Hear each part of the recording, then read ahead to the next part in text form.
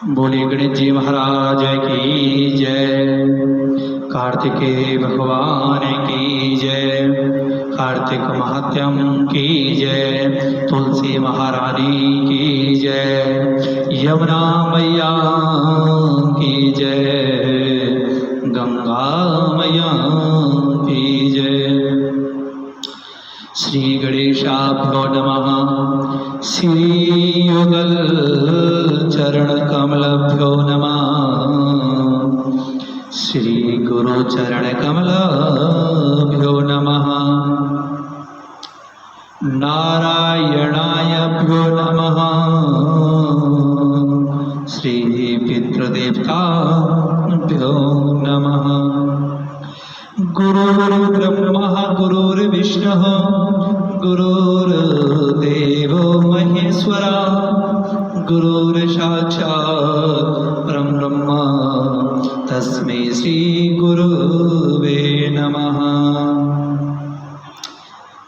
तो हम कल की कथा में हमने कार्तिक माध्यम के 9वें अध्याय में भगवान शंकर ने अपने तेज को, अपने क्रोध को क्षीर सागर में छोड़ दिया। देवराज इंद्र को जीवन दान दिया। आज हम 10वें अध्याय की ओर चलते हैं। तो पृथु राजा कहने लगे कि हे मुनीश्वर, मैं आपको कोटि कोटि प्रणाम करता हूँ, आपको मेरा नमस्कार है। हे मुनिवर, आप मुझे एक बात का, प्रश्न का उत्तर दीजिए कि हे मुनीश्वर, जब भगवान शंकर को क्रोध आया, जब भगवान शंकर ने अपने तेज को क्षीर सागर में छोड़ा, तो वह कहाँ गया, उसका क्या हुआ? मुनि श्रेष्ठ नारद जी ने कहा कि हे राजन, जब शंकर भगवान ने अपने तेज को क्षीर सागर में छोड़ा, तब उस तेज के प्रभाव से एक बालक वहां उत्पन्न हुआ। एक बालक ने जन्म लिया। बोले नारायण भगवान की जय, बोले तुलसी महारानी की जय। देवर्षि नारद कहने लगे कि हे राजन, जब उस बालक ने जन्म लिया तो समुद्र के तट पर बैठकर वह बालक रुदन मचाने लगा। वह बालक जोर जोर से रोने लगा। हे राजन, उस बालक के रुदन के कारण सारा ब्रह्मांड, 3 लोकपाल देवता, ऋषि मुनि, सभी इंद्र आदि व्याकुल हो उठे। व्याकुलता के कारण सभी ऋषि मुनि, सभी देवता परमपिता ब्रह्मा जी की शरण में गए। ब्रह्मा जी को प्रणाम कर कर कहने लगे कि हे ब्रह्मदेव, ये बड़ा भयंकर समय आया है, कृपा कर इस भयंकर समय को नष्ट कीजिए।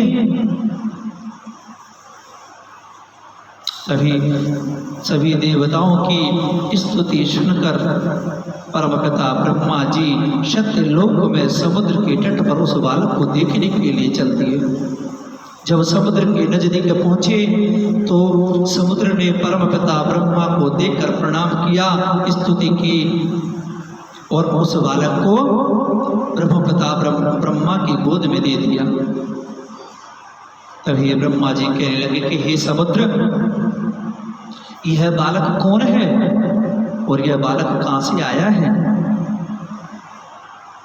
समुद्र कहने लगे कि हे परमपिता ब्रह्मा जी, मैं भी इसका कारण नहीं जानता, अतः मुझे इतना ज्ञात है कि यह समुद्र में उत्पन्न हुआ है, क्षीर सागर में उत्पन्न हुआ है। वो उसके तट पर बैठा हुआ रुदन मचा रहा था। हे ब्रह्मा जी, इसका आप कर्म, जाति, नाम, संस्कार कीजिए, इसका फल बताइए। वह बालक ब्रह्मा जी की गोद में खेलते खेलते ब्रह्मा जी की गर्दन को पकड़ लेता है। इतनी जोर से कस ली कि ब्रह्मा जी की आंखों में से आंसू आने लगे। तभी ब्रह्मा जी ने अपने बल के द्वारा अपनी गर्दन को छुड़ाया और सागर से समुद्र से कहने लगे कि हे समुद्र, मैं आज तुम्हारे पुत्र का नाम गर्भ संस्कार फल प्राप्त करता हूँ।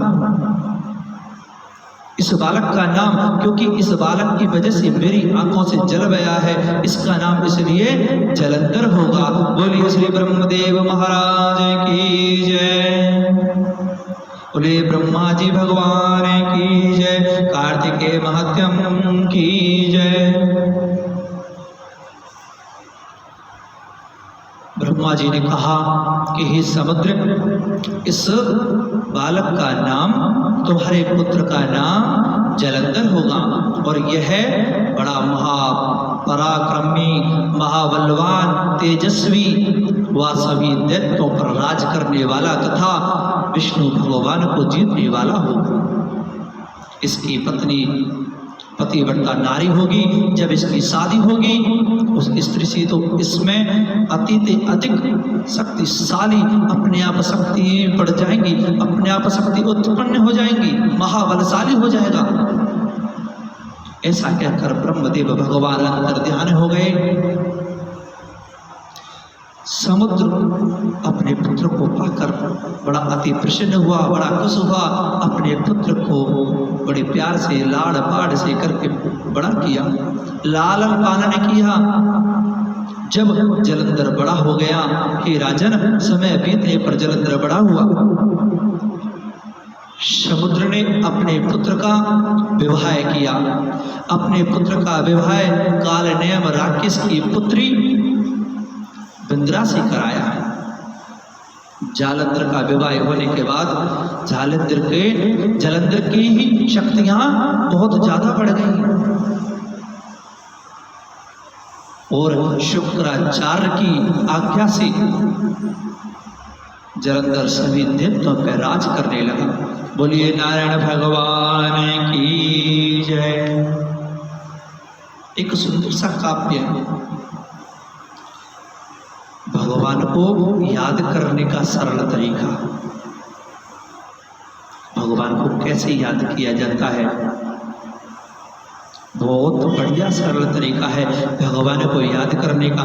जब आपस में किसी से मिले तो सभी को राम राम बोल दो, सीता राम कह दो, राधे श्याम कह दो। इससे सबसे बड़ा तरीका कोई नहीं है, क्योंकि जब भगवान को हम राम राम कहते हैं अपने मुख से तो हमारा मुख भी पवित्र होता है और दूसरे से खिलवाते हैं तो उसका भी मुख पवित्र होता है। भगवान को याद करने का सबसे बड़ा सरल तरीका है। कहते हैं कि किसी को कोई मंदिर में नहीं पहुंचता, भगवान की पूजा नहीं कर पाता, तो भगवान को याद एक बार अवश्य जरूर करें। और कैसे करें? जब कोई आपस में मिल जाए या कहीं फोन पे बात कर रहे हो तो सबसे पहले क्या कहें कि भैया जी आपको Ram Ram, good morning, good evening, good night.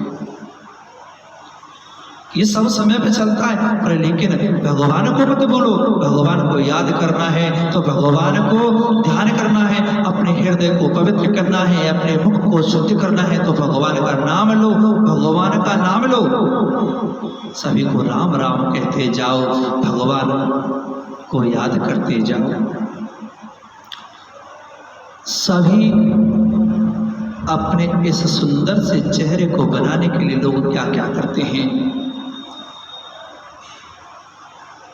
Beauty parlour में जाते हैं, ब्यूटी पार्लर में जाकर क्रीम इत्यादि लगवाते हैं, अपने फेस क्रीम करवाते हैं, अनेक प्रकार की क्रीमों को यूज करते हैं।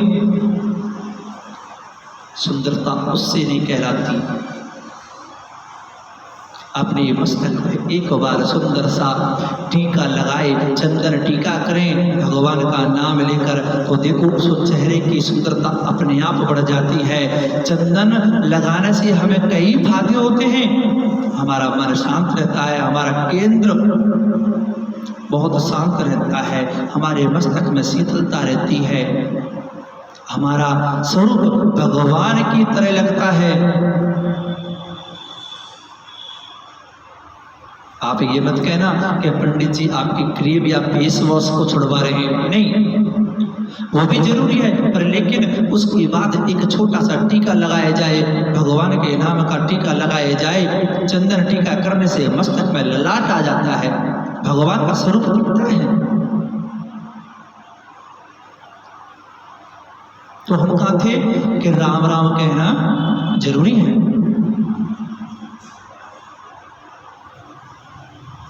जब भगवान का नाम लेते हैं तो अपने अंदर की आत्मा तक शुद्ध हो जाती है। कहते हैं कि कोई राम राम कहने से भी डरता है, इसलिए राम का नाम नहीं लेते। कहते हैं कि भैया अगर हम सामने से किसी को बोलें तो वह कहते हैं कि राम का नाम आपने सुबह सुबह क्यों ले दिया भैया, गुड मॉर्निंग भी तो बोल सकते थे। तो इसलिए राम के नाम से लोग डर जाते हैं। राम का नाम लेना बड़ा आवश्यक कार्य है। मुखो पवित्रम यदि राम नामम, मुखो पवित्रम यदि राम नामम, हृदय पवित्रम यदि ब्रह्म ज्ञानम। जब राम नाम अपने मुख से लिया जाता है तो अपना मुख शुद्ध हो जाता है, अपना मुख शुद्ध हो जाता है। और हृदय पवित्र यदि ब्रह्म ज्ञानम, अगर ब्रह्म ज्ञान हृदय से लिया जाए तो अपने मन से लिया जाए तो हृदय अपना पवित्र हो जाता है।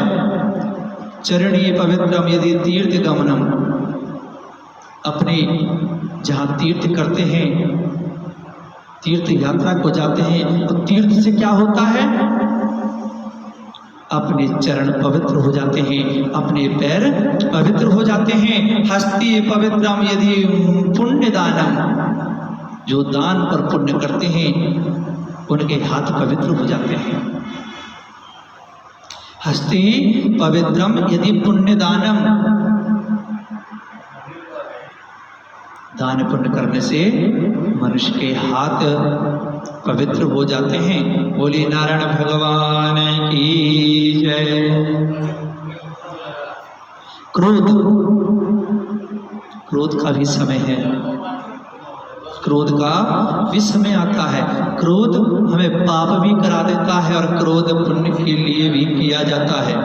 एक समय की बात है कि भीष्म पितामह ने एक पाप किया था। कौन सा पाप किया था? एक नारी की जब इज्जत पर दाग लगा, जब एक नारी का चीर हरण किया जा रहा था तो वहां भीष्म पितामह ने अपना क्रोध नहीं दिखलाया और भरी सभा में बैठे हुए अपने सिर को लटकाए हुए बैठे हुए थे। और एक समय ऐसा था कि एक जटाऊ ने अब स्त्री की लाज रखने के लिए अपना क्रोध किया, वहां उन्हें वो पुण्य प्राप्त हुआ। जब भीष्म पितामह को बाणों की शैया मिली, वहां श्री केशव भगवान ठाकुर जी खड़े हुए थे। जब ठाकुर जी खड़े हुए तो भीष्म पितामह ने पूछा कि हे केशव,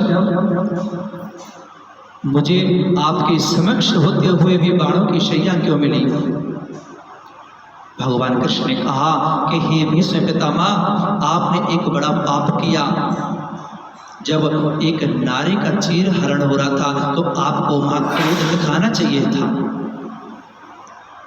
जब एक नारी की लज्जा जा रही थी तो आपको वहां क्रोध दिखाना चाहिए था, आपने वहां क्रोध नहीं दिखाया, इसलिए आप पाप के भागी हुए, इसलिए आपको बाणों की सैया मिली। और एक जटायु थे, उनको श्री राम भगवान की गोद मिली। क्यों राम मिली उनको श्री राम भगवान की गोद? क्योंकि उन्होंने एक नारी के लिए रावण से वध किया, नारी को बचाने के लिए अपना क्रोध उत्पन्न किया। नारी के बचाते बचाते उन्होंने अपने प्राणों को त्याग दिया।